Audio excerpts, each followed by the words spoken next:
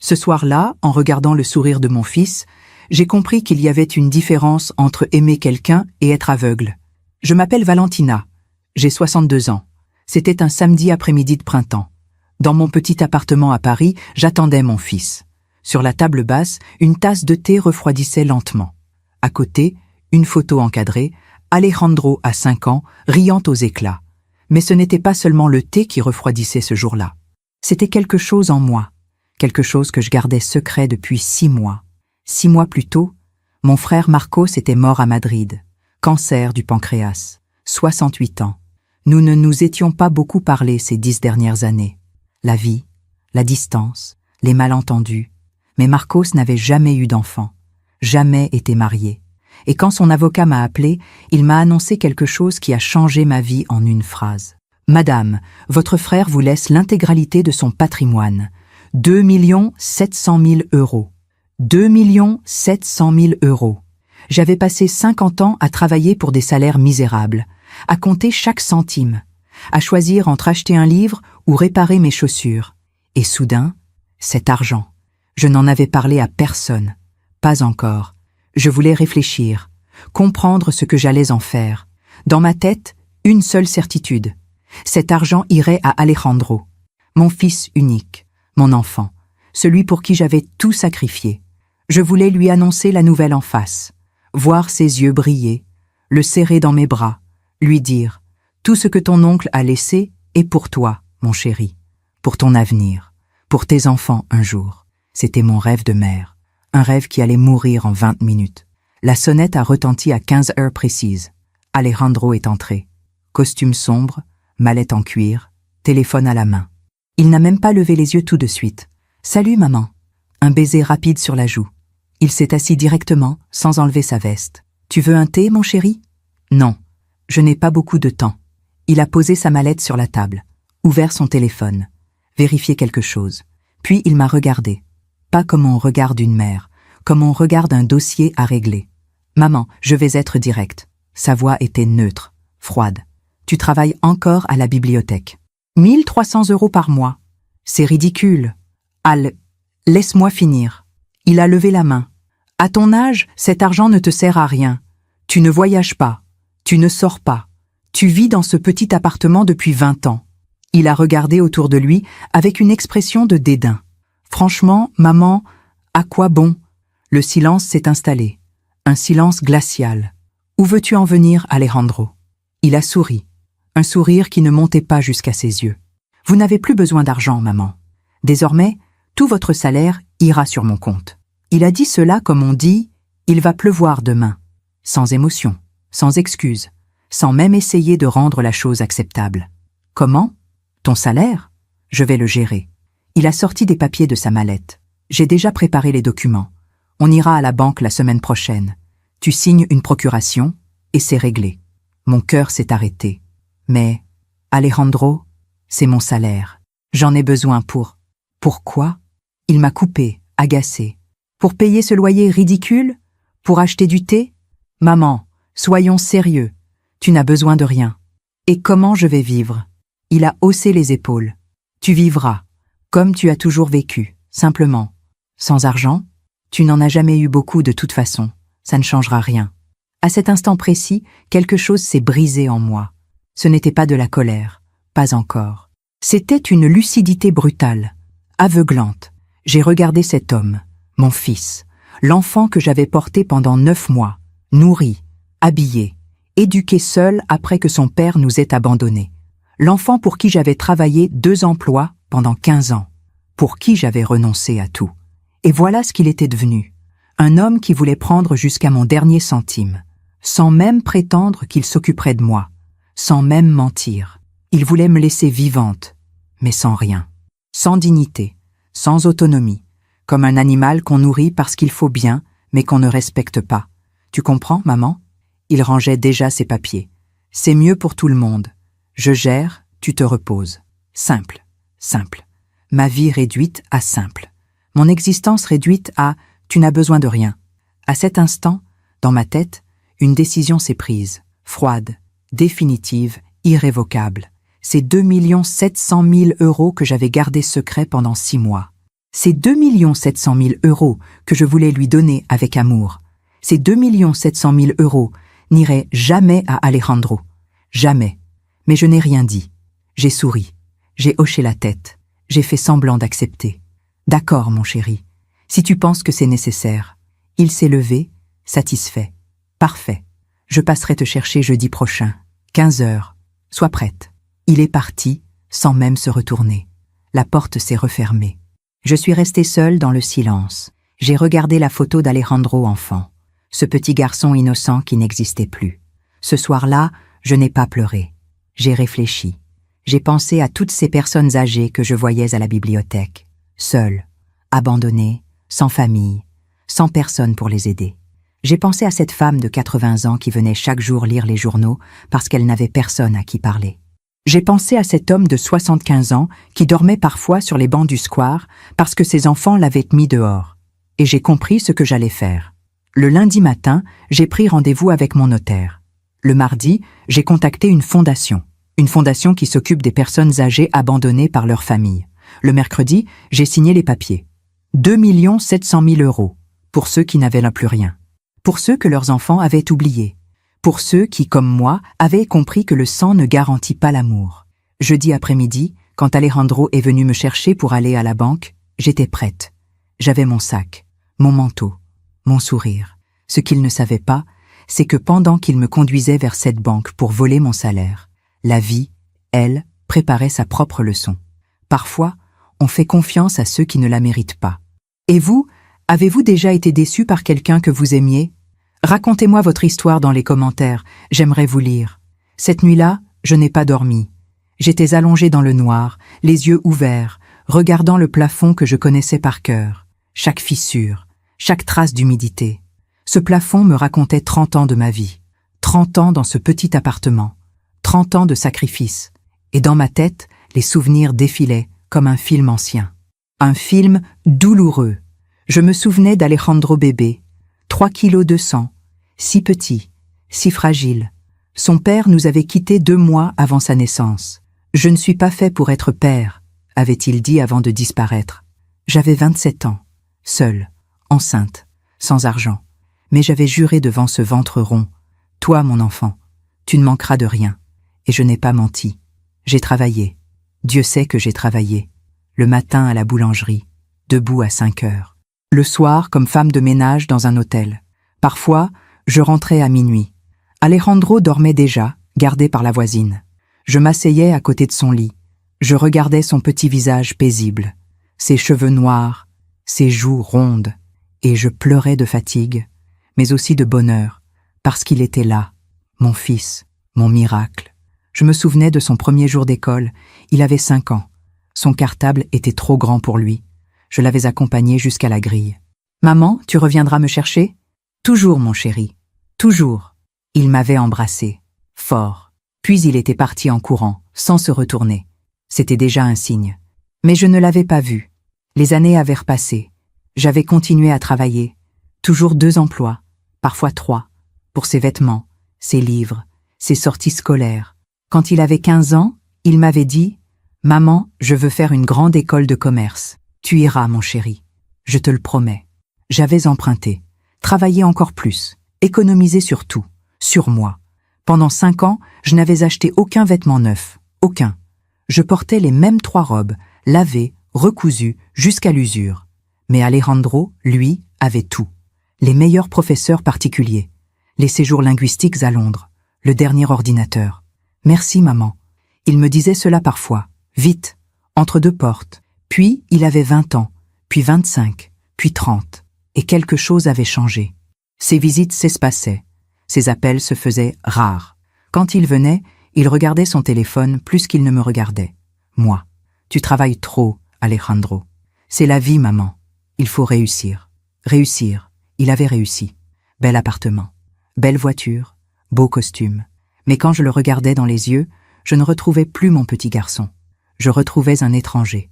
Un étranger qui, samedi dernier, était venu me dire qu'il allait prendre mon salaire. Sans même prétendre que c'était pour mon bien. Juste parce que, selon lui, je n'en avais pas besoin. Allongée dans mon lit, j'ai serré les draps entre mes mains.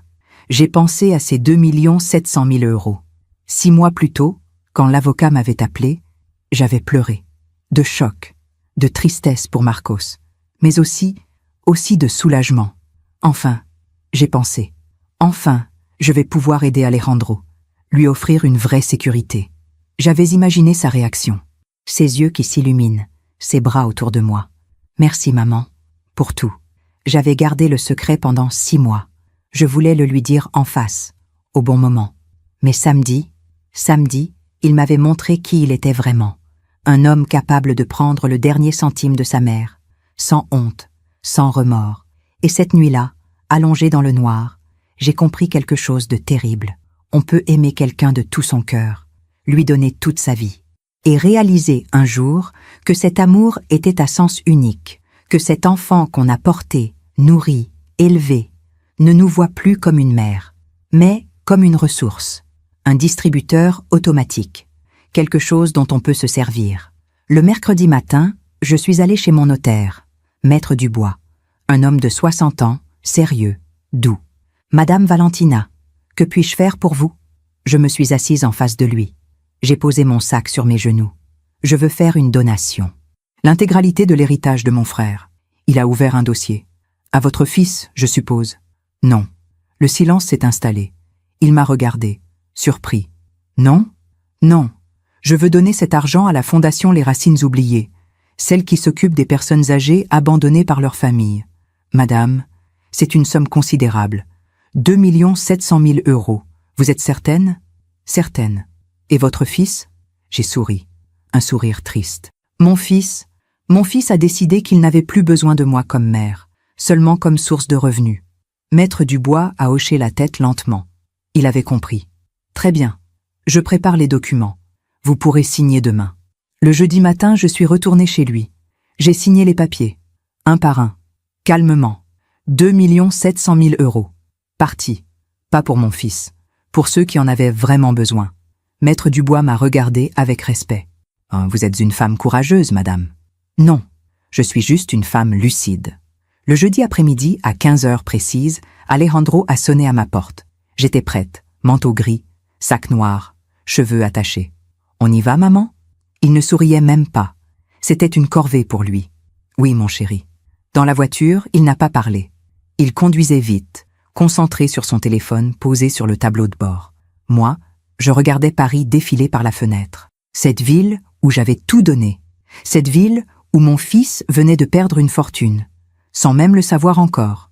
Nous sommes arrivés à la banque. BNP Paribas, boulevard Haussmann. Un bâtiment imposant, froid. Alejandro est descendu rapidement. Il a ouvert ma portière avec impatience. « Allez, maman, on n'a pas toute la journée. » Nous sommes entrés. Le hall était silencieux. Quelques clients attendaient. Un couple âgé, un jeune homme en costume. Alejandro s'est dirigé directement vers l'accueil. J'ai rendez-vous avec Monsieur Arnaud. Dossier procuration.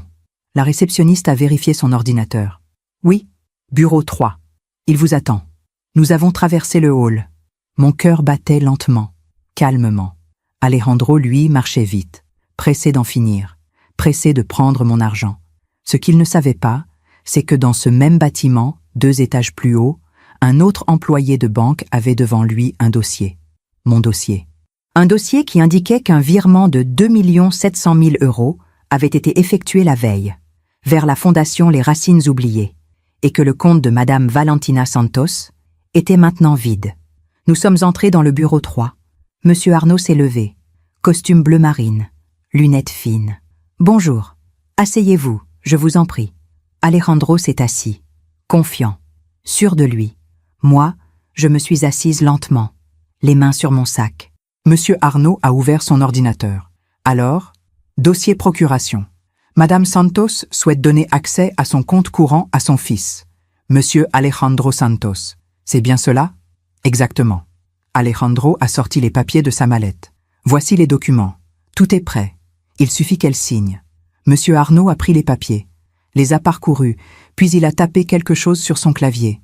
Et là, son visage a changé. Ses sourcils se sont froncés. Il a regardé l'écran. Puis moi. Puis Alejandro. « Monsieur Santos, Oui ?» Alejandro commençait à s'impatienter. Je crois qu'il y a quelque chose que vous devez savoir. Pendant que je raconte tout cela, je me demande d'où vous m'écoutez. Écrivez le nom de votre ville en commentaire. Le silence dans le bureau était épais. Monsieur Arnaud regardait son écran d'ordinateur, puis moi, puis Alejandro. Il avait cette expression que j'avais apprise à reconnaître au fil des années. Celle des gens qui découvrent quelque chose qu'ils ne comprennent pas encore complètement. Quelque chose que je dois savoir? Alejandro a répété, agacé. Écoutez, tout est en ordre. Les papiers sont là. Ma mère est d'accord. Il suffit qu'elle signe et qu'on transfère son salaire mensuel sur mon compte. C'est simple, non? Simple. Ce mot encore. Monsieur Arnaud a ajusté ses lunettes. Monsieur Santos, Il a regardé dans ma direction. Madame, puis-je vous poser une question? J'ai hoché la tête. Êtes-vous au courant que votre compte a connu une activité inhabituelle ces derniers jours? Alejandro s'est redressé sur sa chaise. Une activité inhabituelle? Quel genre d'activité? Le banquier ne le regardait pas. Il me regardait moi. Madame Santos, un virement important a été effectué hier depuis votre compte épargne. Un virement de... Il a vérifié à nouveau son écran. 2 700 000 €. Le temps s'est arrêté. Alejandro est devenu blanc. Complètement blanc. Quoi? Sa voix était à peine audible. 2 millions. Quoi? Monsieur Arnaud a tourné son écran vers nous. Les chiffres étaient là. Nets. Précis. Compte épargne Valentina Santos. 2 700 000 €. Virement effectué le 22 octobre 2025. Bénéficiaire, Fondation Les Racines Oubliées.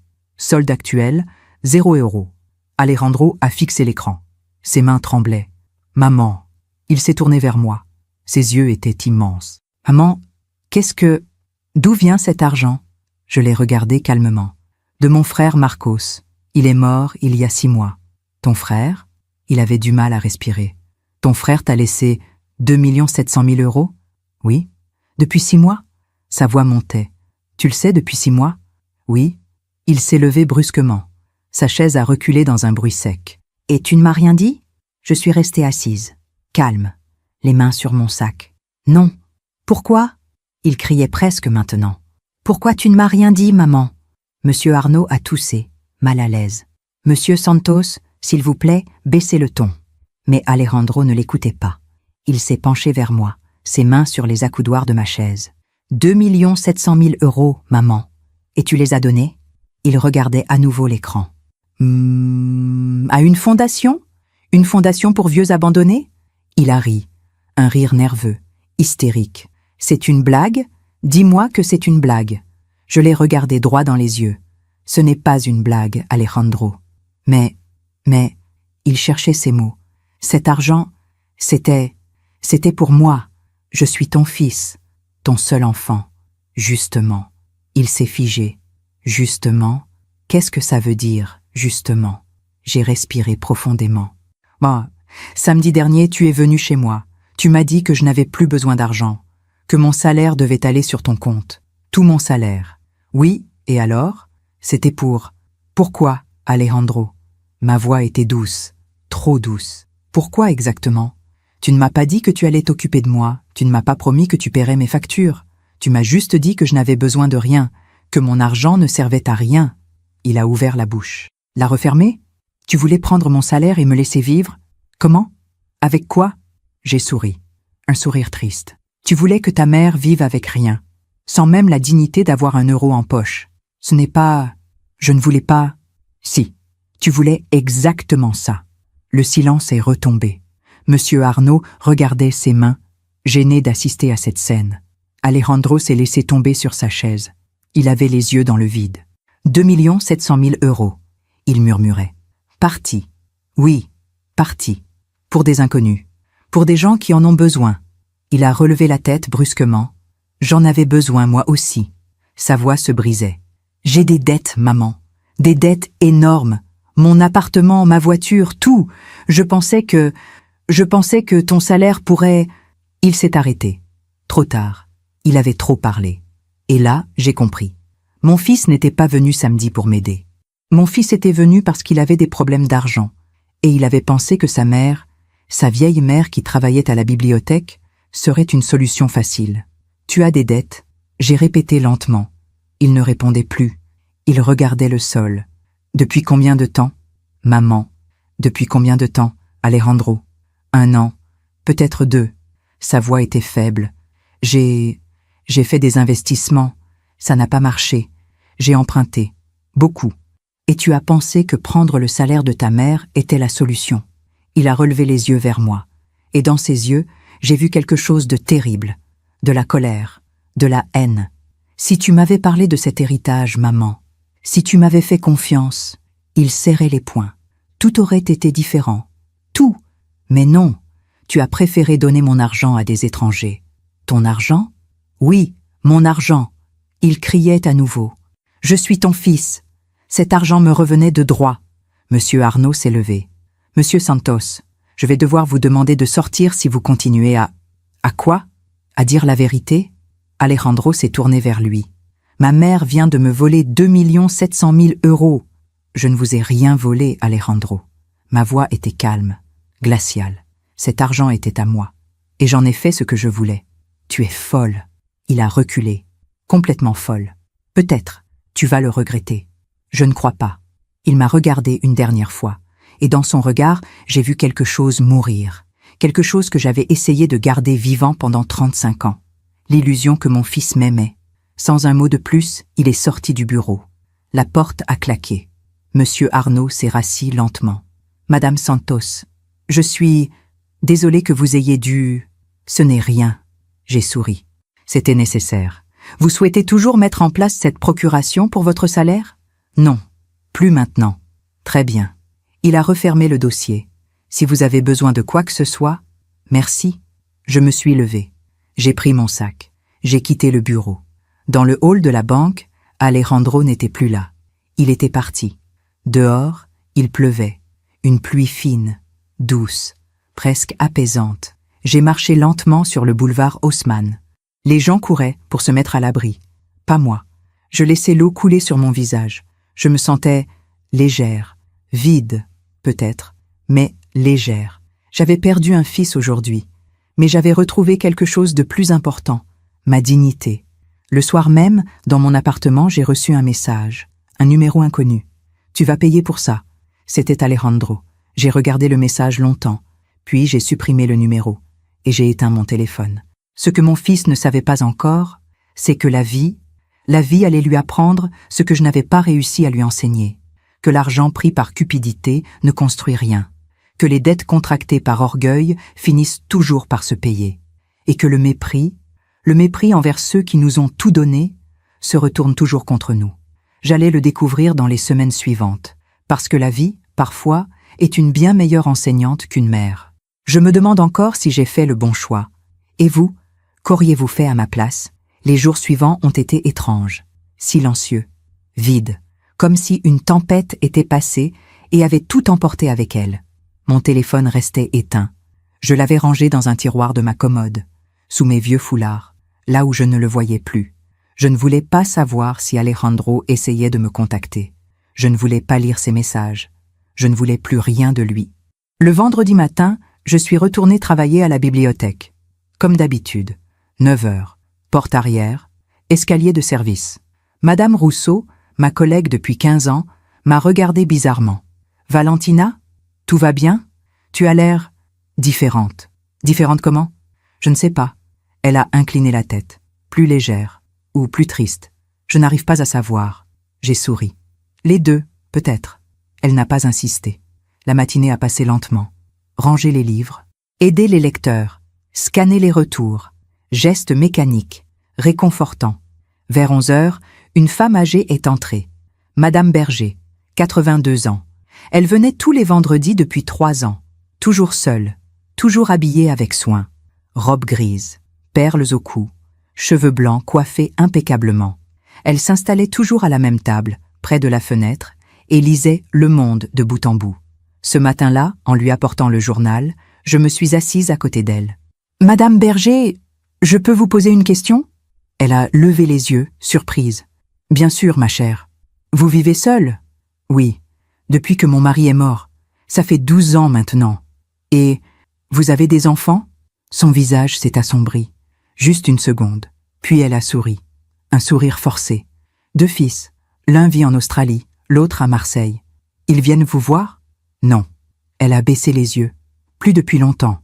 Pourquoi? Elle a hésité, puis elle a regardé par la fenêtre. Parce que je n'ai plus rien à leur donner, je suppose. Sa voix était douce, résignée. Quand mon mari est mort, ils sont venus pour l'héritage. Ensuite, plus rien. Quelques coups de fil par an. À Noël, parfois. Mon cœur s'est serré. Et vous leur en voulez? Je leur en ai voulu, au début. Elle a souri tristement. Puis j'ai compris que la rancune ne sert à rien. Elle ne change pas les gens. Elle nous ronge, nous. Alors vous avez pardonné? Non. Elle m'a regardé droit dans les yeux. Je n'ai pas pardonné. J'ai juste lâché prise. C'est différent. Comment on fait ça, lâcher prise? On accepte que certaines personnes, même nos enfants, ne seront jamais ce qu'on espérait. Elle a pris ma main. Et on trouve sa paix ailleurs, dans les petites choses. Un livre, un rayon de soleil, un sourire d'inconnu. Je suis restée silencieuse. « Vous avez des problèmes avec votre fils, n'est-ce pas ?» Elle a demandé doucement. « Oui. Il vous a déçu? Plus que ça, il m'a brisé. Alors vous savez déjà tout. » Elle a serré ma main. « La douleur passera. Pas complètement, mais elle deviendra supportable. Et un jour, vous regarderez en arrière et vous serez fiers d'avoir choisi votre dignité plutôt que l'illusion. » J'ai hoché la tête, incapable de parler. Elle a repris son journal. Et moi, je suis retournée à mon travail. Mais ces mots sont restés avec moi toute la journée. Choisir sa dignité plutôt que l'illusion.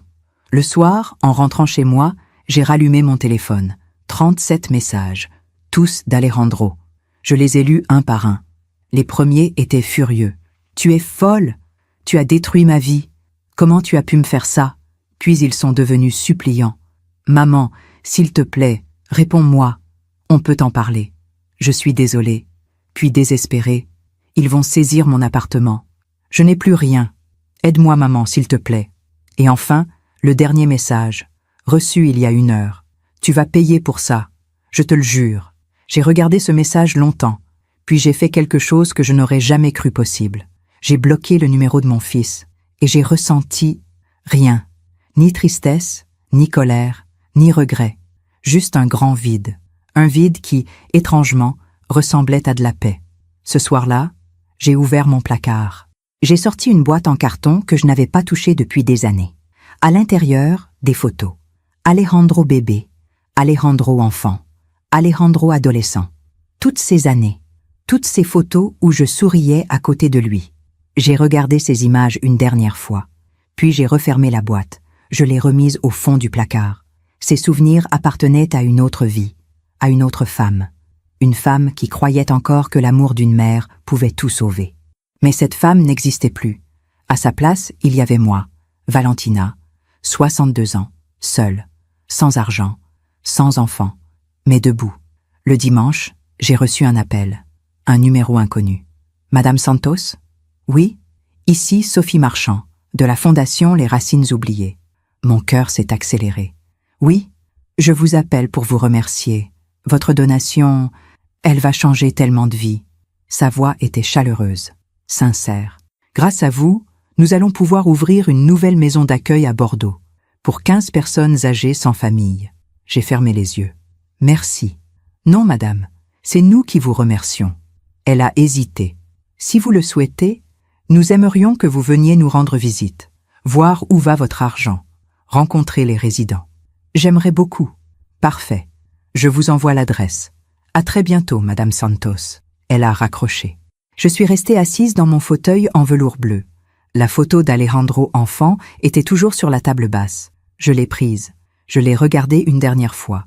Ce petit garçon innocent, ses yeux rieurs, ses joues rondes. « Pardon, » j'ai murmuré. « Pardon de ne pas avoir su te garder. » Puis j'ai retourné le cadre, face contre la table. Dehors, le soleil se couchait sur Paris.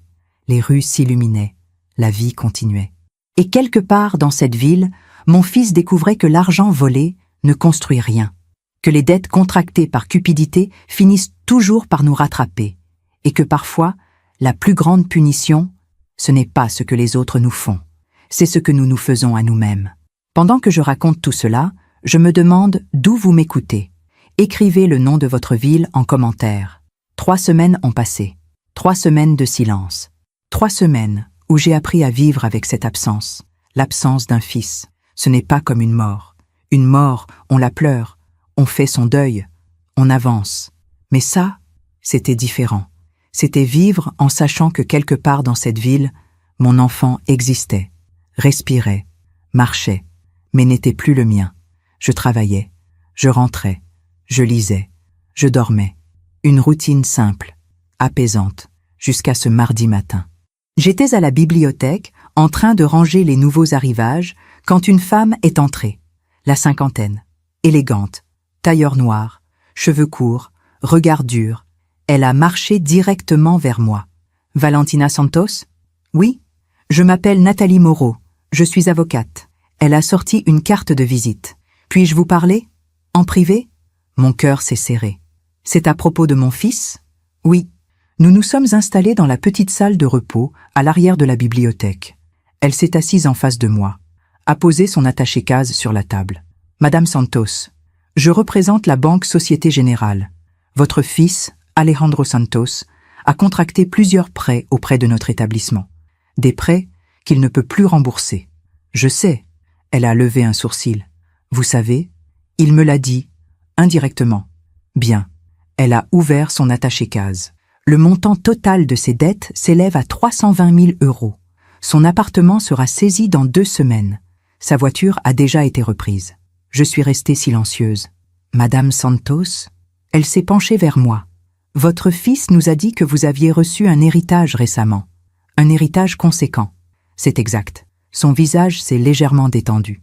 Dans ce cas, nous pouvons trouver un arrangement. Si vous acceptez de... J'ai fait don de cet argent. Le silence. Elle m'a regardé comme si je venais de parler dans une langue étrangère. Pardon ? J'ai fait don de cet argent à une fondation. Il n'en reste rien. Vous... Elle a cligné des yeux. Vous avez donné votre héritage ? Oui. Tout ? Tout. Elle s'est adossée à sa chaise, visiblement sous le choc. Madame Santos, votre fils va perdre son appartement, sa réputation, son emploi. Vous comprenez ça ? Oui. Et ça ne vous dérange pas ? J'ai regardé cette femme, cette avocate qui ne comprenait pas. Madame Moreau, mon fils est venu chez moi il y a 1 mois. Il m'a dit qu'il allait prendre mon salaire, tout mon salaire, sans me demander si j'avais besoin de manger, de payer mon loyer, de vivre. Elle m'a regardée surprise. Il voulait me laisser sans rien. Ma voix était calme. Pas pour m'aider, juste pour payer ses dettes qu'il a contractées par orgueil, par cupidité. Mais c'est votre fils. Justement, c'est mon fils. J'ai souri tristement. Et c'est pour ça que ça fait si mal. Elle a rangé ses papiers lentement. Très bien, je vois que je perds mon temps ici. En effet, elle s'est levée, a pris son attaché-case. Vous savez, elle m'a regardé une dernière fois. Dans mon métier, j'ai vu beaucoup de familles détruites par l'argent. Mais une mère qui laisse son fils tomber, c'est la première fois. Je ne le laisse pas tomber, madame. J'ai soutenu son regard. Je le laisse apprendre. Elle est partie sans rien ajouter. Je suis restée seule dans cette petite salle, les mains tremblantes, pas de peur, de soulagement, parce que j'avais tenu bon. Le soir même, en rentrant chez moi, j'ai trouvé quelqu'un devant ma porte, une jeune femme, 28, peut-être 30 ans, cheveux blonds, yeux rouges. Elle pleurait. « Madame Santos ? » ?»« Oui, je m'appelle Chloé. » Elle a essuyé ses larmes. « J'étais la fiancée d'Alejandro. » Mon cœur s'est arrêté. « Sa fiancée ? » ?»« Oui. Enfin, plus maintenant. » Elle a reniflé. « Il a rompu il y a 2 semaines, par message. Je suis désolée. » »« Non. » Elle a secoué la tête. « Ne soyez pas désolée. Je suis venue vous prévenir. »« Me prévenir ? Alejandro. Il n'est plus lui-même. » Elle tremblait. Depuis qu'il a appris pour l'héritage, il est devenu fou. Il crie, il boit. Il dit des choses terribles. Quel genre de choses ? Il dit que vous lui avez tout volé, que vous êtes une mauvaise mère, que vous allez payer. Elle m'a regardée avec peur. Madame Santos, je pense qu'il pourrait faire quelque chose de dangereux. Dangereux ? Je ne sais pas, mais il parle de vous tout le temps, avec tellement de haine. Elle a pris ma main. S'il vous plaît, faites attention. Elle est partie en courant, me laissant seule sur le palier. J'ai regardé ma porte, cette porte que je franchissais depuis 30 ans, et pour la première fois, j'ai eu peur d'entrer. peur de ce que mon propre fils était devenu. Cette nuit-là, allongé dans le noir, j'ai pensé à Alejandro, à ce qu'il était en train de vivre, la perte de son appartement, de sa voiture, de sa fiancée. Une partie de moi, une toute petite partie, ressentait de la pitié. Mais l'autre partie savait que c'était nécessaire, que parfois, il faut tout perdre pour comprendre ce qui compte vraiment. Le lendemain matin, j'ai reçu un coup de fil de Madame Rousseau. « Valentina, tu ne vas pas le croire. »« Quoi ? Il y a un homme qui est venu à la bibliothèque ce matin. Il te cherchait. » Mon sang s'est glacé. Un homme ?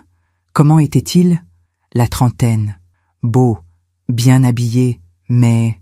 Elle a hésité. Il avait l'air désespéré. Il a demandé tes horaires, où tu habitais. Et tu lui as dit ? Bien sûr que non. Je lui ai dit que je ne donnais pas ce genre d'informations. Il est parti furieux. Merci, Christine. Valentina, c'était ton fils, n'est-ce pas ? Oui. Tu veux que j'appelle la police ? Non, pas encore. J'ai raccroché, les mains tremblantes. Mon fils me cherchait. Mon fils était furieux. Mon fils était devenu quelqu'un que je ne reconnaissais plus.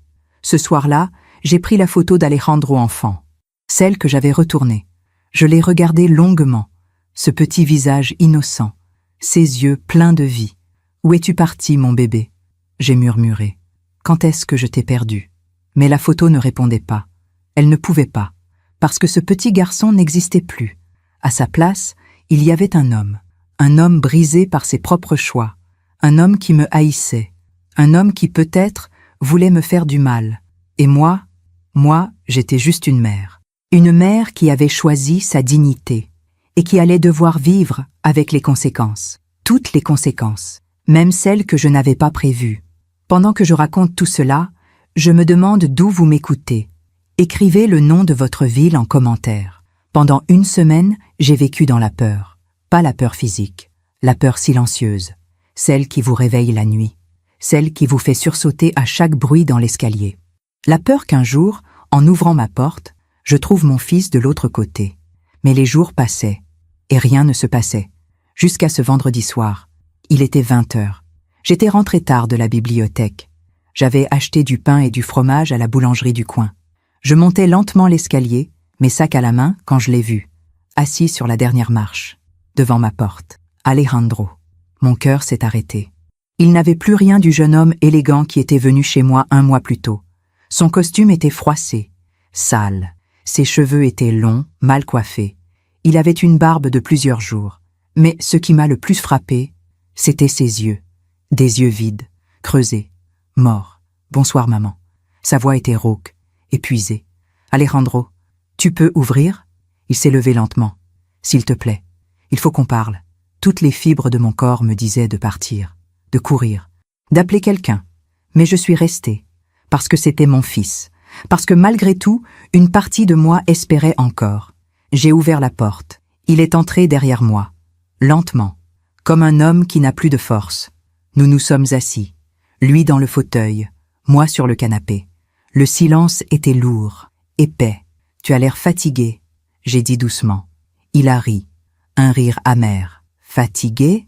Il a regardé autour de lui. « Maman, je n'ai plus d'appartement, plus de voiture, plus de travail, plus de fiancé. » Il m'a fixé. Je dors dans ma voiture depuis 2 semaines. Enfin, dans la voiture d'un ami qui a eu pitié de moi. Mon cœur s'est serré. « Alejandro, ne dis rien. » Il a levé la main. « Je ne suis pas venu pour que tu me plaignes. Je suis venu pour comprendre. » « Comprendre quoi ? Pourquoi ?» Sa voix tremblait. « Pourquoi tu m'as fait ça ? Fait quoi ? Détruis ma vie !» il a crié. Puis s'est calmé. « 2 700 000 €, maman. Tu les as donnés à des inconnus, alors que ton fils, ton propre fils, se noyait dans les dettes. Tu voulais prendre mon salaire. » « Oui, et alors ?» Il s'est penché vers l'avant. « J'en avais besoin. J'allais tout perdre. Tu ne comprenais pas ça ? » Je comprenais parfaitement. Ma voix était calme. « Tu voulais me laisser sans rien pour sauver ta peau, pour survivre. » « Non, Alejandro. » Je l'ai regardé droit dans les yeux. « Pas pour survivre, pour continuer à vivre au-dessus de tes moyens, pour garder ton appartement luxueux, ta voiture allemande, tes costumes à 1 000 €. » Il a ouvert la bouche, l'a refermée. « Tu ne m'as jamais demandé comment j'allais vivre sans mon salaire ? J'ai continué. Tu t'en fichais, parce que dans ta tête, j'étais juste une ressource, un distributeur automatique. Ce n'est pas vrai. Si, j'ai souri tristement. Et tu veux savoir quelque chose? Pendant 6 mois, j'ai gardé le secret de cet héritage. 6 mois. Tu sais pourquoi? Il ne répondait pas. Parce que je voulais te faire une surprise. Ma voix se brisait. Je voulais t'annoncer que tout cet argent était pour toi, pour ton avenir, pour tes enfants. Ses yeux se sont écarquillés. Quoi? Oui, j'ai essuyé une larme. Tout était pour toi, parce que je suis ta mère. Et que malgré tout, malgré ton absence, tes visites rares, ton indifférence, je t'aimais encore. Le silence est tombé comme une pierre. Mais ce samedi-là, j'ai continué. Ce samedi où tu es venu me dire que tu allais prendre mon salaire, j'ai compris. J'ai compris qui tu étais vraiment devenu. Maman, un homme capable de voler sa mère. Ma voix était dure maintenant. Un homme capable de la laisser sans rien, sans dignité, sans même la possibilité d'acheter son pain. Je ne savais pas pour l'héritage, il criait. Si j'avais su, jamais je n'aurais... Quoi? Je l'ai coupé. Jamais tu n'aurais quoi, Alejandro? Demander mon salaire? Il s'est tu. La question n'est pas de savoir si tu connaissais l'héritage, j'ai dit doucement. La question est, pourquoi as-tu cru que tu pouvais prendre le salaire d'une femme de 62 ans qui travaille 50 heures par semaine? Il regardait le sol. Ah, pourquoi tu pensais que c'était acceptable? Toujours le silence. Parce que tu ne me vois plus comme une personne, Alejandro. Ma voix était tremblante. Tu me vois comme quelque chose qui t'appartient, quelque chose dont tu peux disposer. Non. Si. J'ai essuyé mes larmes. Et c'est pour ça que j'ai donné cet argent. Pas pour te punir, pas par vengeance, mais parce que j'ai réalisé quelque chose. Quoi? Que te donner cet argent, ce serait te tuer. Il a relevé la tête brusquement. Te tuer doucement, j'ai expliqué. Parce que tu n'aurais rien appris, tu aurais payé tes dettes, gardé ton appartement, continué ta vie. Et dans 10 ans, tu serais revenu, pour demander plus, parce que tu n'aurais jamais compris la valeur des choses. Mais maintenant, je n'ai plus rien. Exactement. J'ai soutenu son regard. Maintenant, tu n'as plus rien. Et peut-être que c'est exactement ce dont tu avais besoin. Il s'est levé brusquement, a marché vers la fenêtre. Tu ne comprends pas. Sa voix était brisée. Je suis ruiné, maman. Ruiné. Plus personne ne veut m'embaucher. Ma réputation est détruite. Mes amis m'ont abandonné. Tes amis? J'ai demandé doucement. Ou les gens qui aimaient ton argent? Il s'est retourné. Les larmes coulaient sur son visage. Chloé est partie. La femme que je voulais épouser. Elle est partie. Elle est venue me voir. Quoi? Elle m'a dit que tu étais devenu quelqu'un qu'elle ne reconnaissait plus. Quelqu'un de violent, de colérique. Je n'ai jamais été violent avec elle. Peut-être pas physiquement. J'ai dit calmement. Mais il y a d'autres façons de faire mal. Il s'est laissé tomber contre le mur, a glissé jusqu'au sol. Et là, mon fils de 35 ans s'est mis à pleurer. Pas comme un homme, comme un enfant. J'ai tout perdu, maman. Tout. J'aurais pu me lever, le prendre dans mes bras, le consoler, comme j'avais fait 1000 fois quand il était petit. Mais je suis restée assise, parce que ce n'était pas ce dont il avait besoin. Tu n'as pas tout perdu, Alejandro. Il m'a regardé à travers ses larmes. Tu as perdu des choses, j'ai dit doucement, des choses matérielles, un appartement, une voiture, un travail, mais tu n'as pas perdu l'essentiel. L'essentiel? Il a ri amèrement. Qu'est-ce qui me reste? Toi. J'ai soutenu son regard. Il te reste toi. Et la possibilité de devenir quelqu'un de meilleur. Comment? Comment je peux devenir meilleur quand je n'ai plus rien? C'est justement quand on n'a plus rien qu'on découvre qui on est vraiment. Il a secoué la tête. Tu ne comprends pas. Si, je comprends parfaitement. J'ai pris une profonde inspiration. Parce que moi aussi j'ai tout perdu. Toi, tu n'as rien perdu. J'ai perdu mon fils. Le silence s'est installé à nouveau. Lourd, définitif. Ce petit garçon qui disait « Je t'aime, maman » avant de dormir. Ma voix tremblait. Ce petit garçon qui me faisait des dessins à l'école, qui me serrait dans ses bras quand j'étais fatiguée. Je l'ai perdu. Maman. Et à sa place, j'ai essuyé mes larmes. À sa place, il y a un homme que je ne reconnais plus. Un homme qui voulait voler sa mère. Alejandro a baissé la tête. Mais tu sais ce que j'ai compris? J'ai continué. Oh, que parfois, pour retrouver quelqu'un, il faut d'abord le laisser se perdre complètement. Il m'a regardé, confus. Je ne peux pas te sauver, Alejandro. J'ai dit doucement. Seulement toi, tu peux le faire. Il est resté silencieux un long moment. Puis, il s'est levé lentement. Je vais y aller. Où vas-tu dormir ce soir? Je ne sais pas. Il a haussé les épaules. Chez un ami, peut-être. Ou dans la voiture. Alejandro. Quoi? J'ai hésité. Puis j'ai dit ce que j'avais besoin de dire. Je t'aime. Malgré tout. Je t'aime. Il a fermé les yeux. Une larme a coulé. Mais je ne peux pas t'aider. Pas comme tu le voudrais. Il a hoché la tête, sans un mot. Puis il est parti. La porte s'est refermée doucement. Je suis restée seule dans le silence. Et pour la première fois depuis des semaines, j'ai pleuré. Pas de colère, pas de regret. Juste de tristesse pure. La tristesse d'une mère qui voit son enfant souffrir. Mais qui sait qu'elle ne peut rien faire? Parce que parfois, aimer quelqu'un, c'est le laisser tomber assez bas pour qu'il apprenne à se relever seul. Je me demande encore si j'ai fait le bon choix. Et vous? Qu'auriez-vous fait à ma place? Les semaines qui ont suivi ont été silencieuses. Alejandro n'est pas revenu. Pas de message, pas d'appel, rien. Juste le silence. Un silence qui, au début, me pesait. Puis, peu à peu, est devenu supportable. Je travaillais, je rentrais, je vivais. Simplement, un mardi matin, Madame Rousseau m'a tendu une enveloppe. C'était dans la boîte aux lettres de la bibliothèque. Pour toi. J'ai reconnu l'écriture immédiatement. Celle d'Alejandro. Je suis allée dans la salle de repos. J'ai ouvert l'enveloppe avec des mains tremblantes. À l'intérieur, une lettre. Une seule page. Maman, je ne sais pas par où commencer. Ces dernières semaines ont été les pires de ma vie. J'ai dormi dans des voitures, mangé dans des soupes populaires, demandé de l'aide à des gens qui m'ont ri au nez. J'ai touché le fond. Et tu sais ce que j'ai découvert au fond? Que tu avais raison. Surtout, j'étais devenue quelqu'un que je ne reconnaissais plus. Quelqu'un d'égoïste, de cupide, quelqu'un capable de voler sa propre mère. Je ne te demande pas de me pardonner, je n'ai pas le droit, mais je voulais que tu saches quelque chose. Hier, j'ai trouvé un travail. Livreur, la nuit. Ce n'est pas grand-chose, mais c'est honnête. Je ne vis plus à Paris. Je suis partie à Lyon. Un nouveau départ. Peut-être qu'un jour, dans des années, je serai devenue quelqu'un dont tu pourras être fier. En attendant, merci. Merci de ne pas m'avoir sauvée. Merci de m'avoir laissé tomber assez bas pour que je comprenne. Je t'aime, maman. Ton fils, Alejandro. J'ai relu la lettre 3 fois. Les larmes coulaient sur mes joues. Pas de tristesse, de soulagement. Mon fils n'était pas perdu. Pas complètement. Il avait juste besoin de se perdre pour se retrouver. Ce soir-là, j'ai pris la photo d'Alejandro enfant.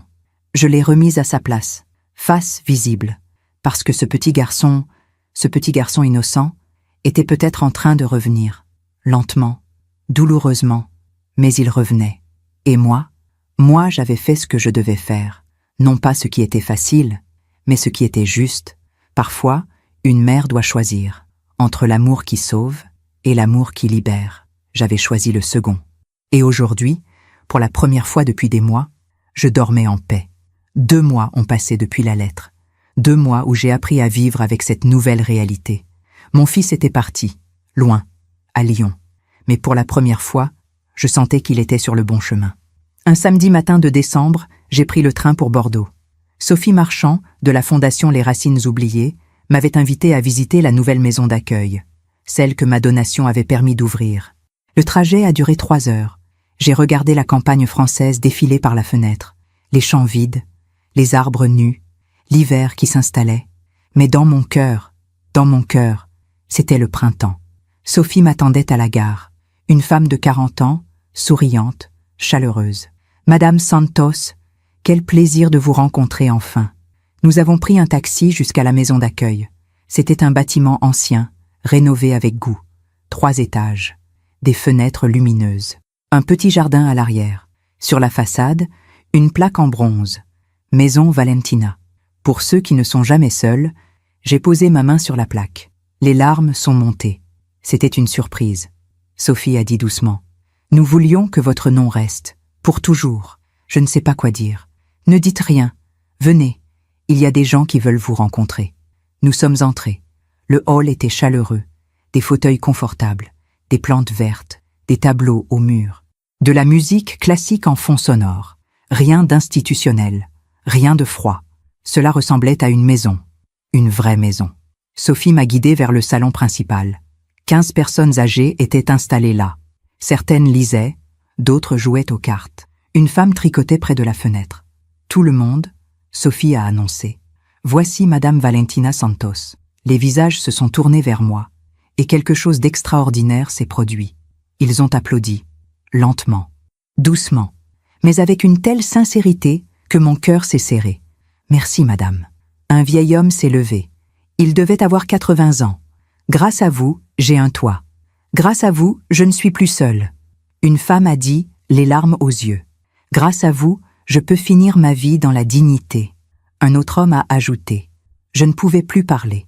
Sophie m'a guidée vers un fauteuil. Je me suis assise, submergée par l'émotion. Une femme s'est approchée. 70 ans environ. Cheveux blancs, regard doux. Je m'appelle Marguerite. Elle s'est assise à côté de moi. J'étais à la rue avant de venir ici. À la rue? Oui. Elle a souri tristement. Mes enfants, ils ont vendu la maison familiale après la mort de mon mari. Ils ont pris l'argent, et moi, ils m'ont mise dehors. Mon cœur s'est brisé.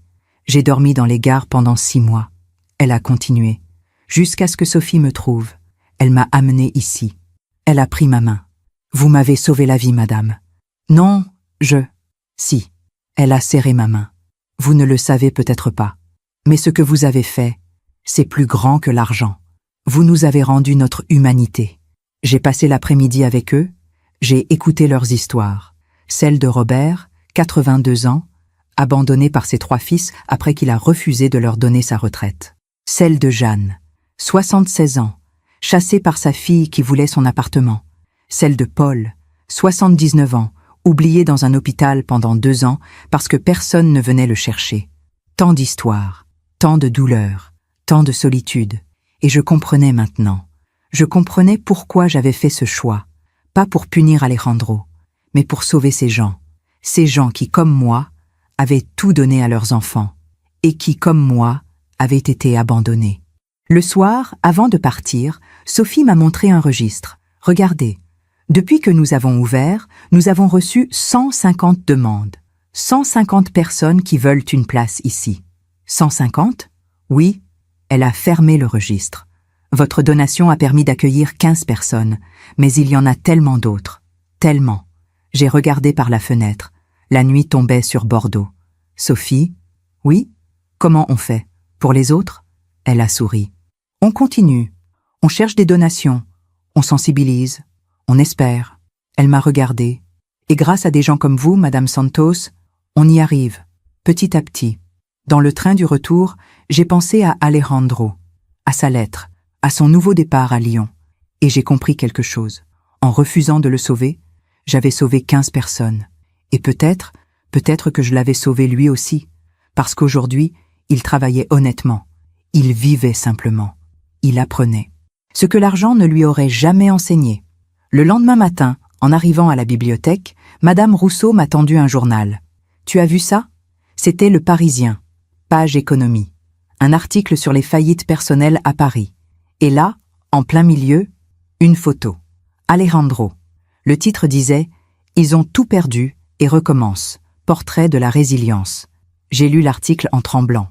Alejandro Santos, 35 ans, ancien consultant financier, a perdu son appartement et sa carrière il y a 3 mois suite à des dettes de jeu et d'investissement hasardeux.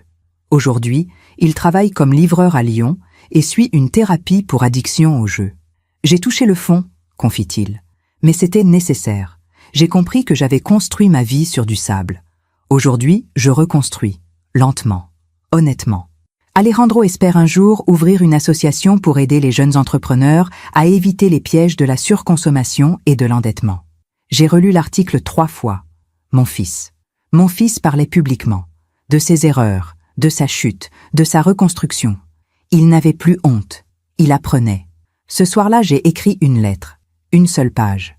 Mon fils, j'ai lu l'article. Je suis fier de toi. Non pas pour ce que tu as accompli, mais pour ce que tu es devenu. Un homme qui assume, un homme qui apprend, un homme qui veut t'aider. Continue. Je t'aime, maman.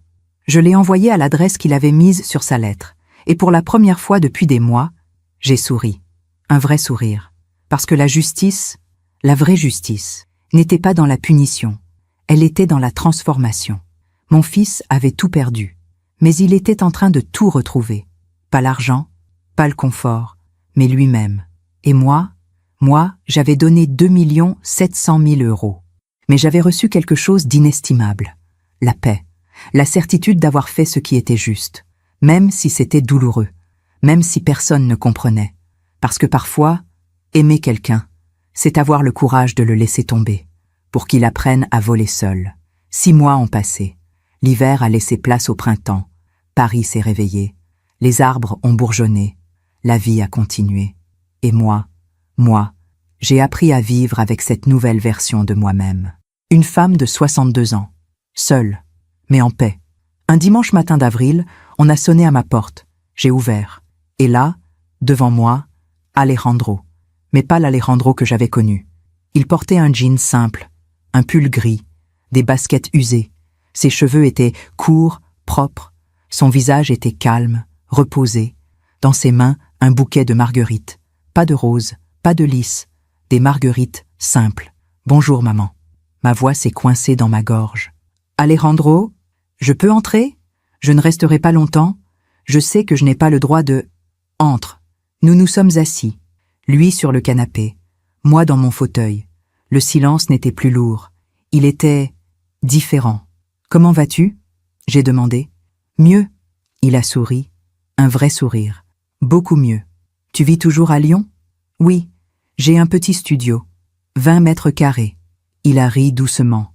Rien à voir avec mon ancien appartement. Mais c'est chez moi. Je le paie avec mon travail. Tu es toujours livreur?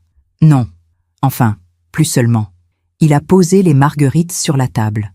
J'ai monté une petite association pour aider les jeunes endettés. Je fais du bénévolat 3 soirs par semaine. Mon cœur s'est gonflé de fierté. Et financièrement, je gagne le SMIC. Il a haussé les épaules. Mais je n'ai plus de dette. J'ai négocié un plan de remboursement sur 10 ans. Je paie 200 € par mois. C'est gérable? Et tu es heureux? Il a réfléchi un long moment. Je ne sais pas si je suis heureux. Il a dit finalement. Mais je suis serein. Pour la première fois depuis des années. J'ai hoché la tête. Maman. Il s'est penché vers l'avant. Je suis venu te dire quelque chose. Quoi? Merci. Merci? Oui. Ses yeux brillaient. Merci de ne pas m'avoir donné cet argent. Le silence s'est installé. Si tu me l'avais donné, il a continué. Je l'aurais perdu, en 6 mois, 1 an maximum, parce que je n'avais rien compris. Je ne savais pas la valeur de rien. Je sais. Mais en perdant tout, il a essuyé une larme. En perdant tout, j'ai appris. J'ai appris ce que c'était de travailler pour 1 €, de compter ses courses, de choisir entre acheter du pain ou prendre le métro. J'écoutais, silencieuse. J'ai appris ce que tu as vécu pendant 35 ans. Sa voix tremblait. Et je ne te l'avais jamais demandé. Jamais. Alejandro, non, laisse-moi finir. Il a pris une profonde inspiration.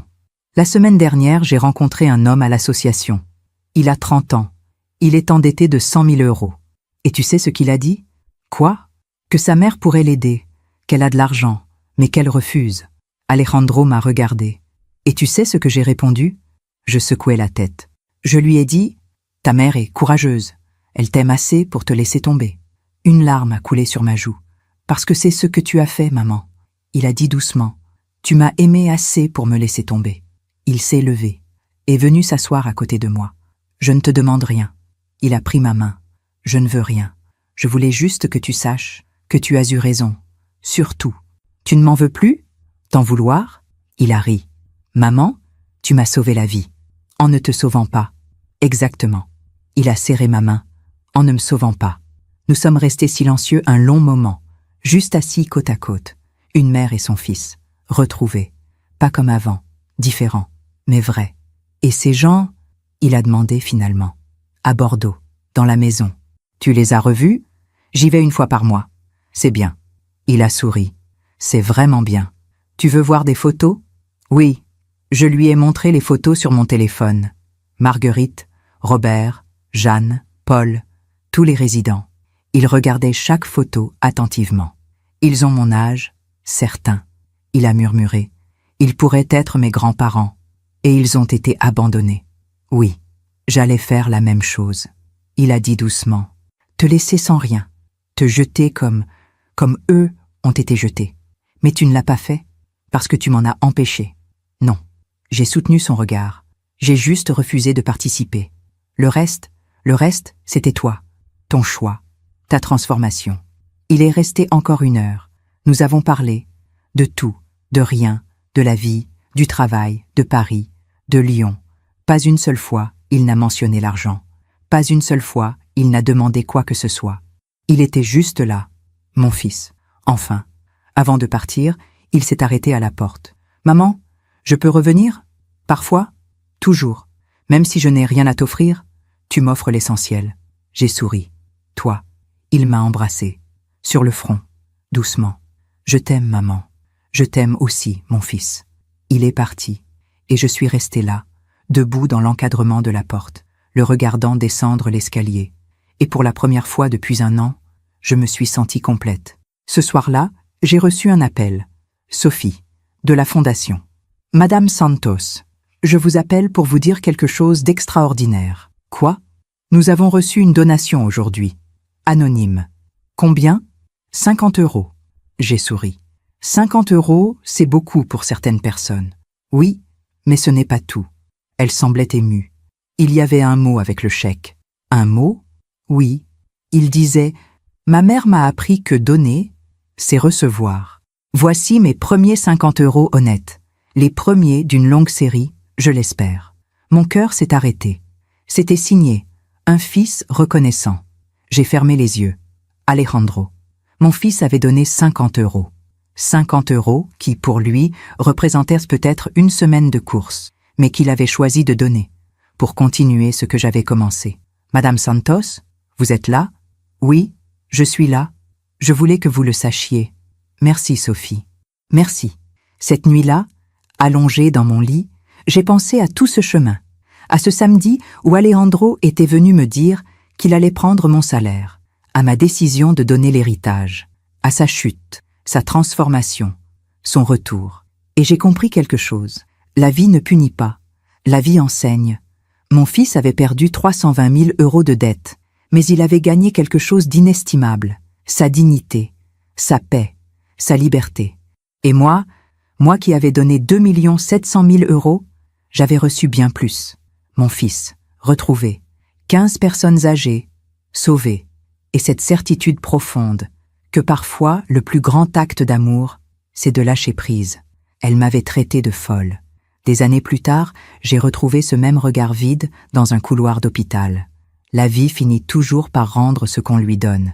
Non, ce n'était pas mon histoire. Mon histoire était différente. Elle disait « Tu vas payer pour ça ». Mais la vie lui a appris que payer, ce n'est pas toujours perdre.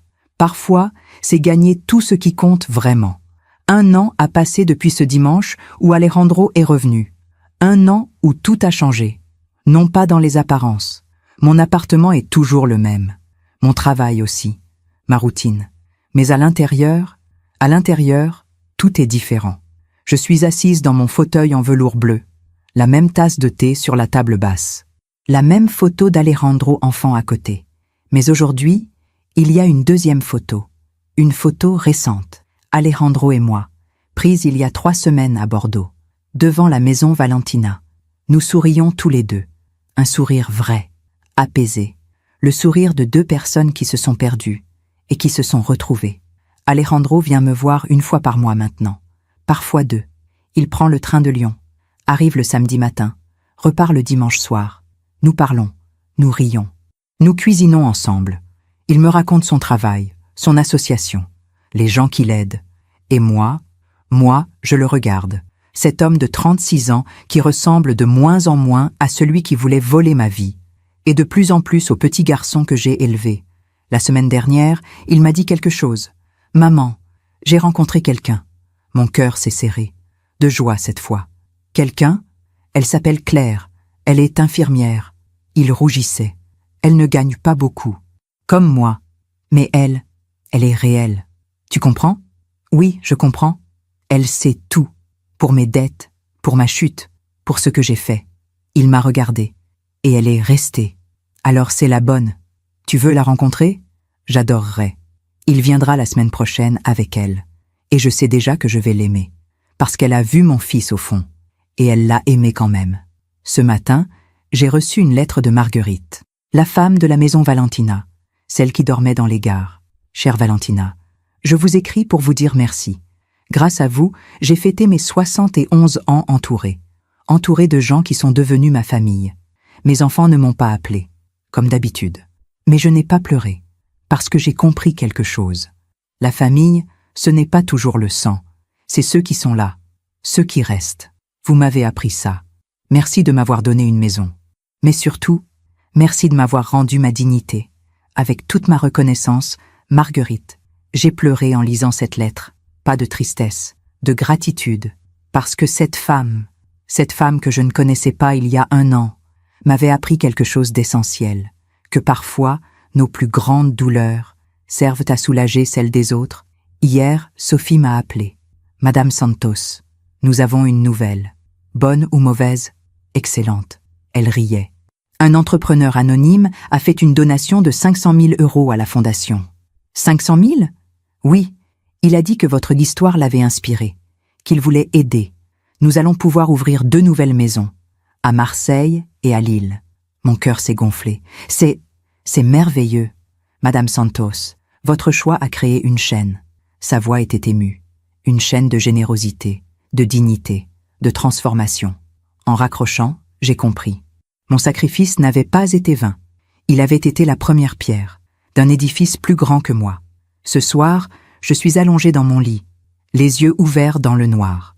Je pense à cette journée, il y a 1 an, ce samedi où tout a basculé.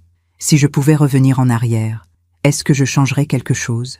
Non, pas un instant, pas un choix, parce que ce chemin douloureux, solitaire, incompris, m'a mené ici, à cette paix, cette sérénité, cette certitude d'avoir fait ce qui était juste, même quand c'était difficile, même quand personne ne comprenait, même quand mon propre cœur saignait. J'ai 63 ans maintenant. Je travaille encore à la bibliothèque. Je vis dans mon petit appartement.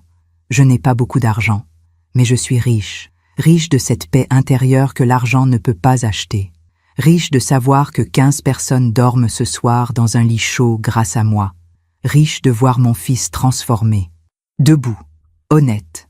Riche de cette leçon que la vie m'a enseignée, que l'amour véritable, ce n'est pas donner ce que les gens veulent, c'est donner ce dont ils ont besoin, même si ça fait mal, même si on ne comprend pas sur le moment, même si on nous traite de folles. Parce qu'un jour, ils comprendront. Et ce jour-là, tout aura eu un sens. Si mon histoire vous touche, si vous avez déjà dû faire un choix difficile entre sauver quelqu'un et le laisser apprendre, sachez que vous n'êtes pas seul. Nous sommes nombreuses mères, nombreuses femmes, nombreuses personnes, à avoir choisi la dignité plutôt que la facilité, la vérité plutôt que l'illusion, l'amour dur plutôt que l'amour aveugle. Et c'est correct, c'est même courageux. Alors si vous m'écoutez ce soir, si vous vous demandez si vous avez fait le bon choix, laissez-moi vous dire quelque chose. Oui, vous avez fait le bon choix. Et un jour, vous le saurez. Comme je le sais aujourd'hui. Merci de m'avoir écouté jusqu'au bout. Si cette histoire a touché votre cœur, abonnez-vous et activez la cloche pour entendre d'autres femmes qui ont transformé la douleur en sagesse. Chaque jour, une femme, une leçon de vie. Partagez cette histoire avec quelqu'un que vous aimez. Parfois, une histoire change toute une journée. Si mon histoire aide ne serait-ce qu'une femme à ouvrir les yeux, alors tout cela aura eu un sens. Que Dieu vous bénisse et à très bientôt.